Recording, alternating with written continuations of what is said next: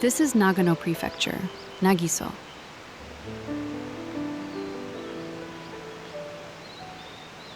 Within the Kiso Valley, there is a town where time seems to have stopped.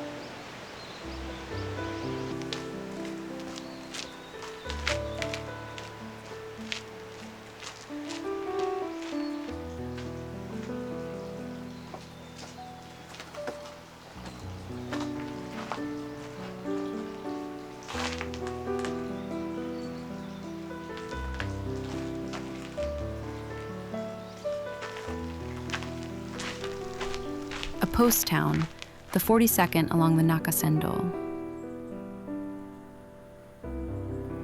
Along the tributary of the Kiso River, the Aralagi River, merchant houses with lattice doors, earthen storehouses, and inns line up. They stretch for hundreds of meters. –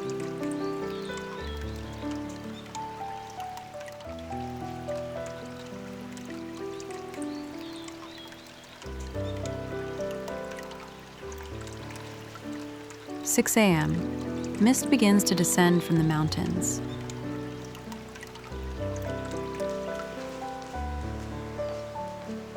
At this moment, I'm the only one in this town.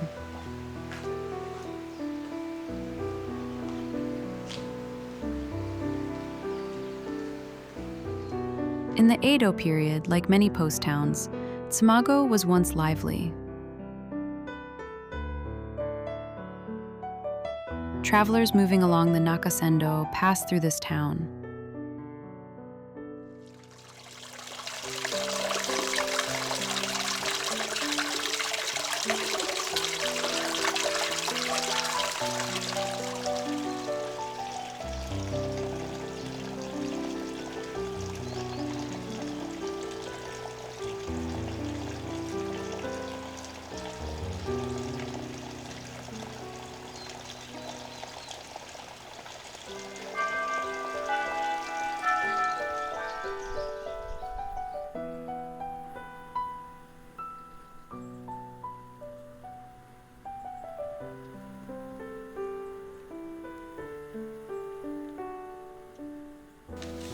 Lanterns lit the inns, and the smell of meals drifted through the old highway.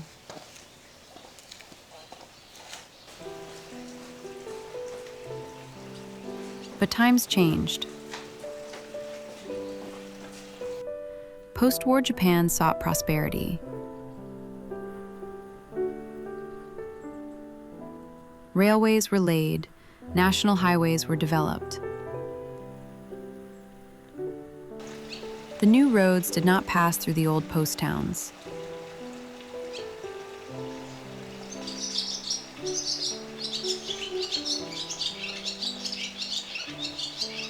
Rapid depopulation swallowed the town.妻籠宿was on the verge of being forgotten by time.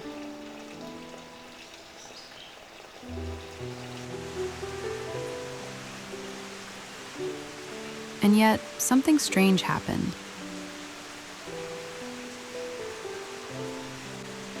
During the period of rapid economic growth, old townscapes across the country were replaced, one after another, with concrete. But here, the Edo-era streets quietly remained.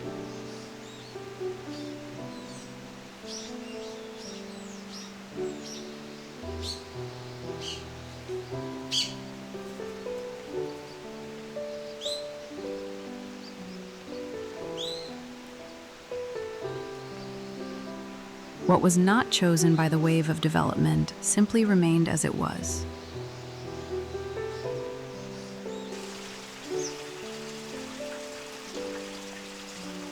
The residents made a vow.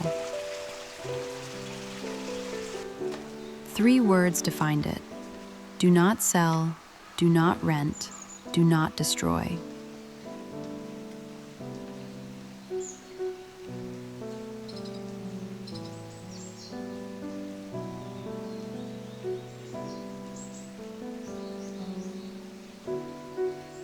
Do not sell means giving up, by one's own will, the right to turn property into personal gain.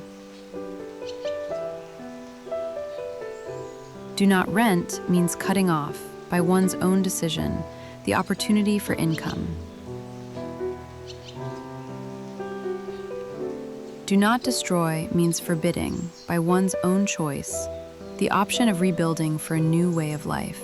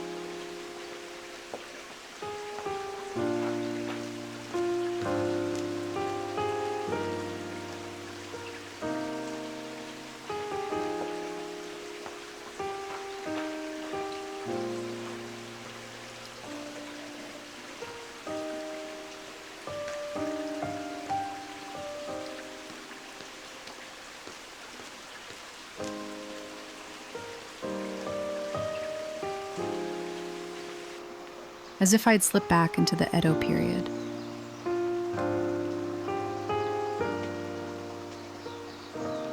Time moves slowly here.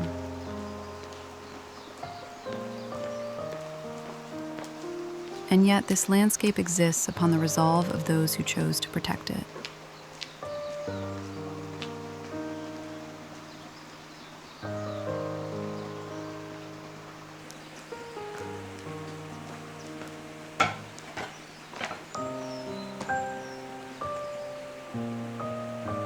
In 1976,妻籠宿became one of Japan's first districts designated as an important preservation district for groups of traditional buildings.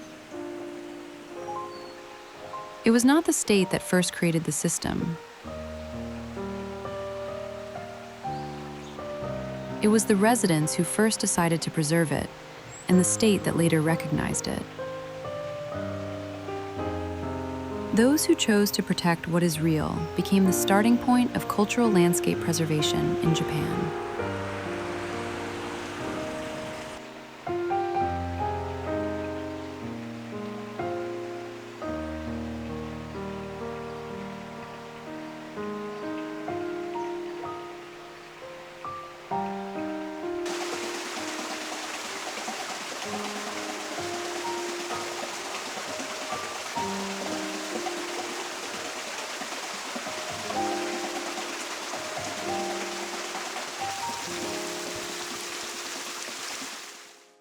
The water wheel alone keeps turning with a steady sound.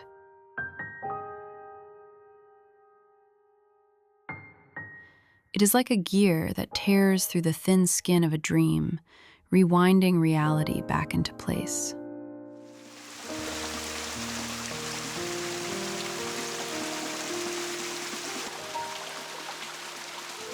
Notice boards like this were often placed near the entrances of post towns.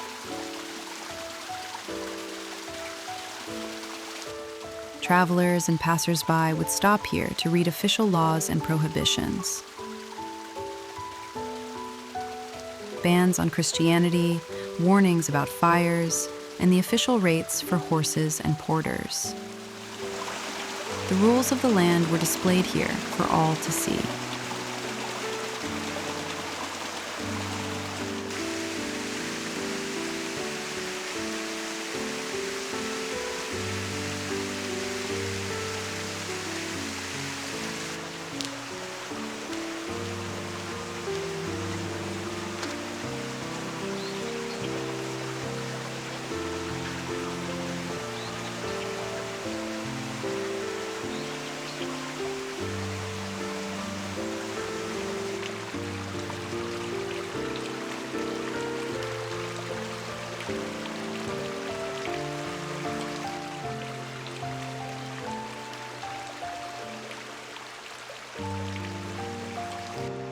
When I returned to the parking lot, the attendant had arrived. I paid the 500 yen parking fee for the day. This was the plan for today.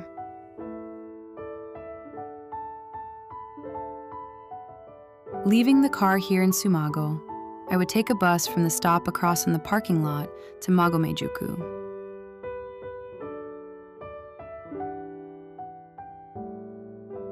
And from Magome, I would set out on the same road once walked by travelers long ago. With my own feet, I would make my way back here. There was still time before the bus came. Beside the parking lot, the Araragi River flowed quietly, and there was a bench by the riverbank. I slowly ate my breakfast there.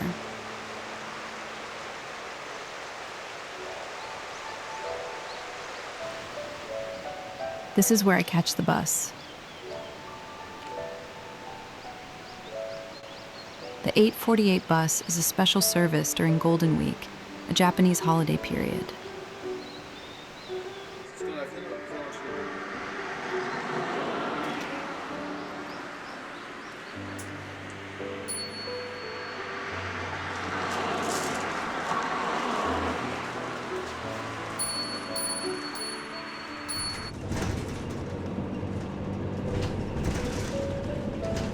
The Nakasendo was one of the major highways in the Edo period, connecting Edo and Kyoto.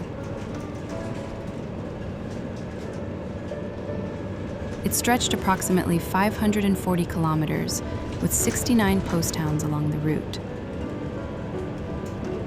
It runs through mountainous inland areas, unlike the Tokaido, which has many river crossings.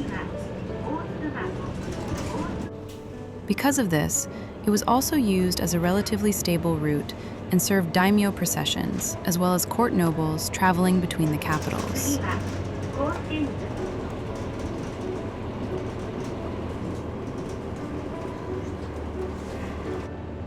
Within it, the Kisoji refers to the section that passes through the mountain valleys of Kiso.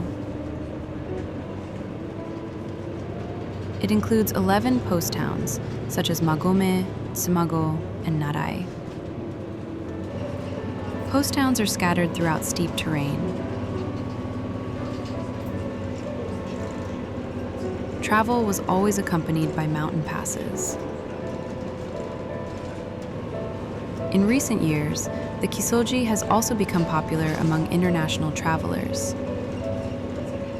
It is gaining worldwide attention as one of the most favored trekking routes. Even this bus, in a way, reflects that reality. People from all over the world are traveling along the same path.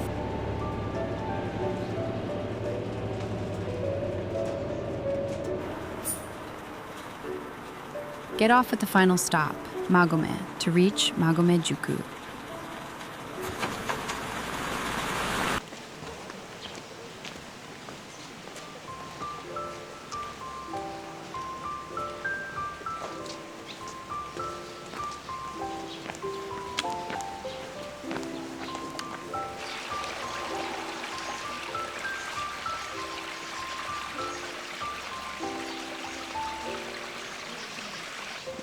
There are slopes everywhere. Magome-juku is unlike other post towns. The houses do not stand along a flat road. They cling to a steep mountain ridge.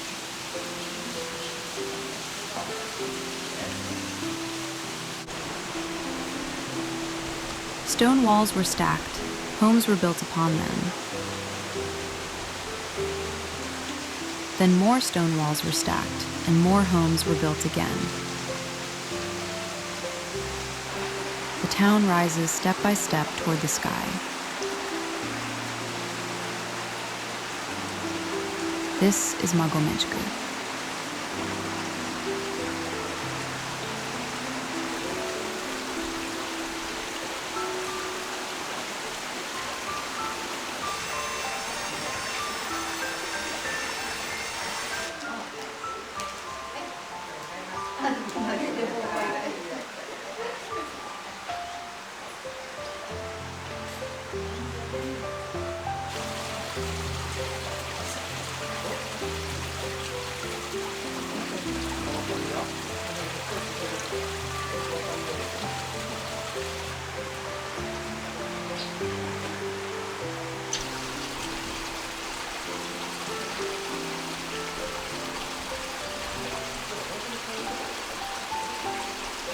The mountains of Kiso pressed in close, and rivers carved deep valleys through the land, leaving almost no flat ground. Here, the shape of the mountain itself became the shape of the town.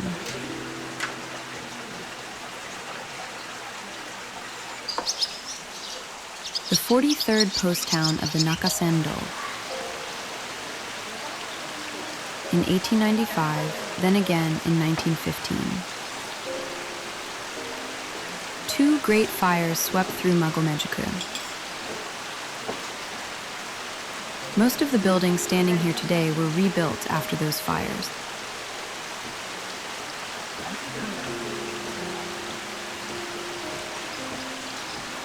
Steamed oyaki, lined up, still wrapped in rising steam.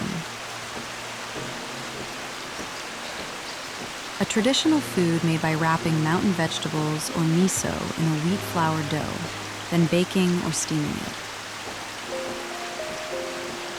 It is a bread-like staple that functions both as preserved food and everyday fare.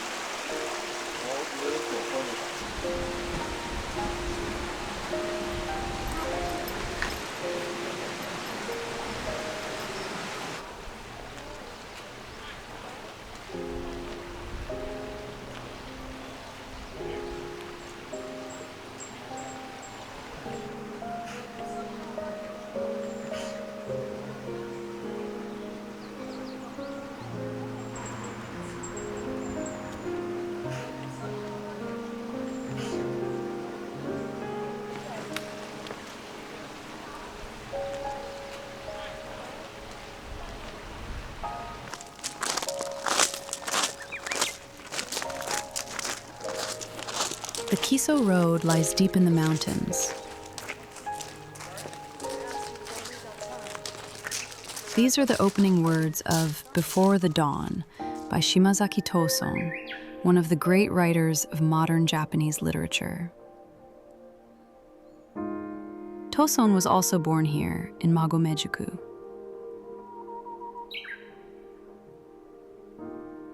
This line does more than describe geography.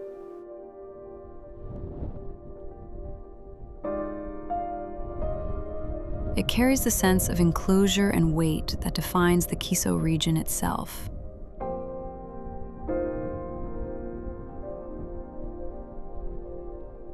Surely Toson too looked up at Mount Ina in the same way.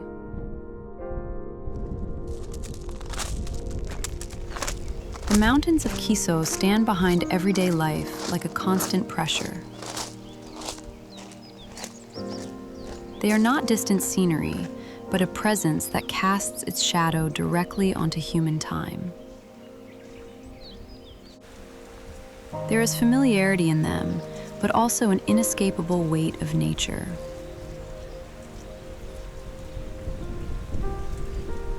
Mount Ina, though far away, still feels like a ceiling over life itself.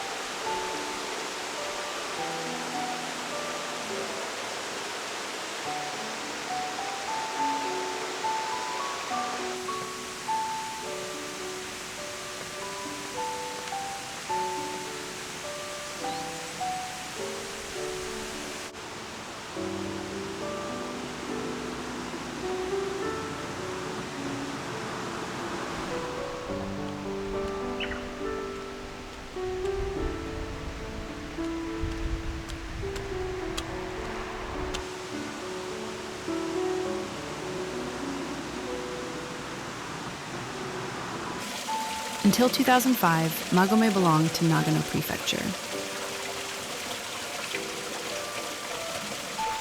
However, the community's daily life was more closely connected to Nakatsugawa on the Gifu side. As a result, through a rare cross-prefectural merger, it became part of Gifu Prefecture.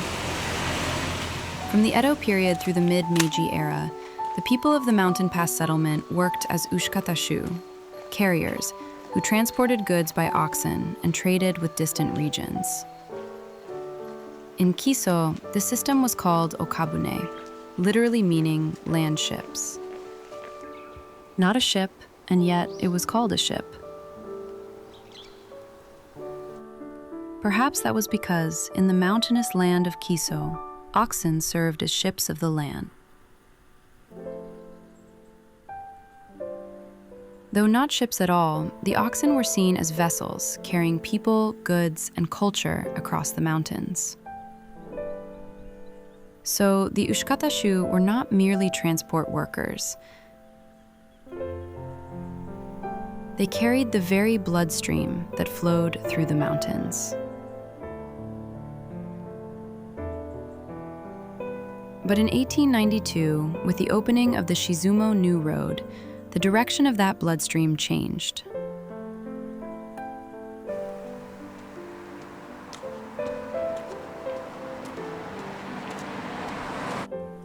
Until then, the flows of people, money, and information had all passed through the mountain pass. Then, even the flow of encounters itself shifted at once onto another route.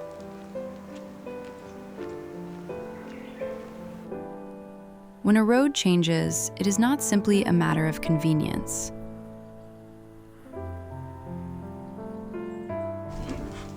It means that the center line of the world itself has moved.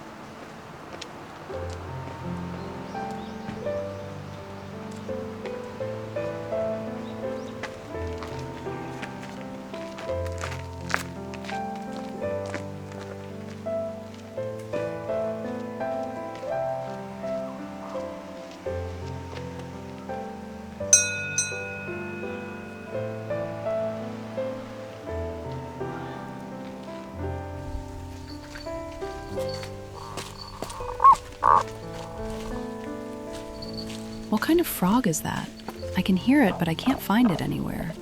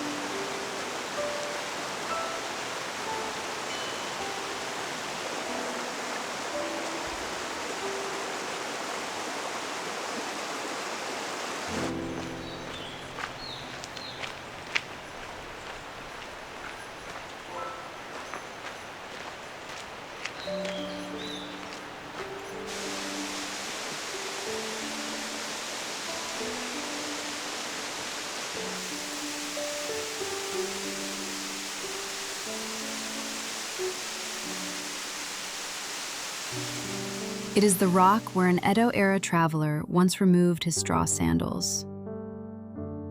The water falls with the same voice.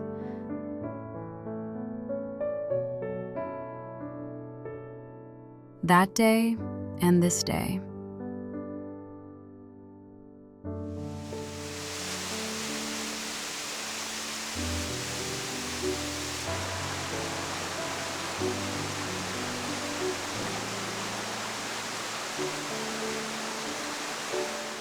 Someone whose name is unknown once stood here. They held their breath and then were gone.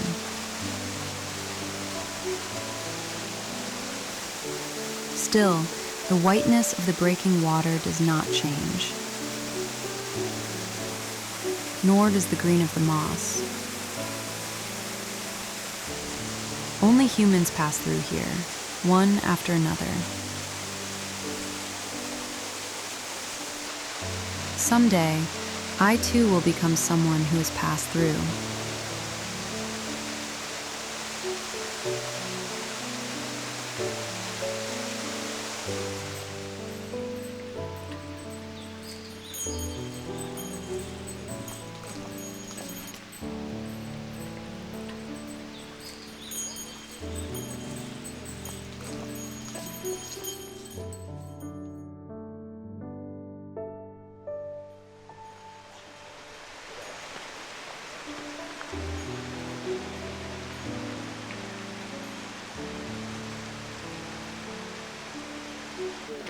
If no one walks it, a road disappears.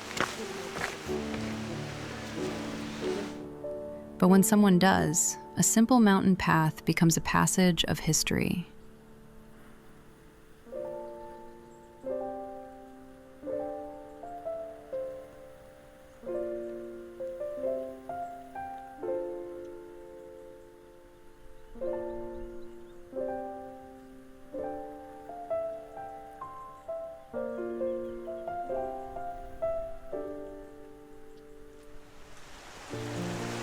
A road is not a physical thing.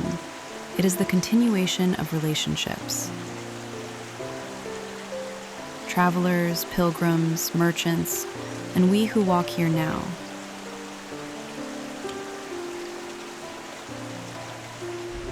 Different times intersect, and through that intersection, this road has endured.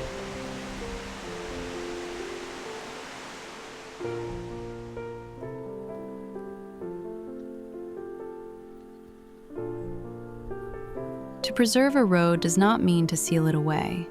It means to keep it open. The moment it closes, the road ends. As long as it remains open, it is still unfinished. And this Kisoji we walk today